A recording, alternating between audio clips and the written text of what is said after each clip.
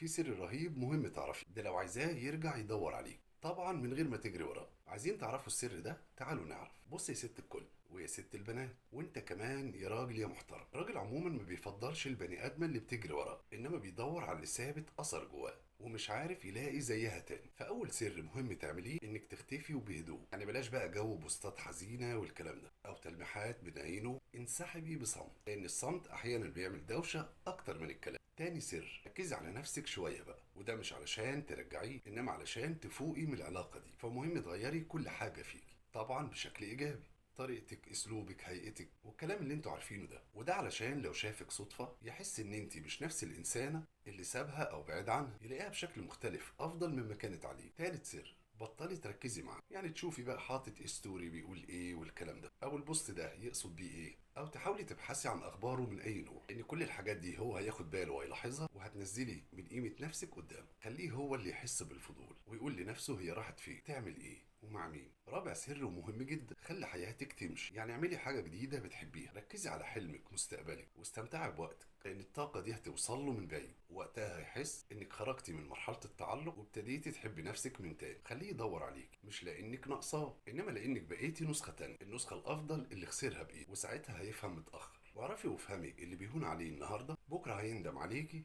في كل شيء جديد ليكي. قولوا لي رأيكم.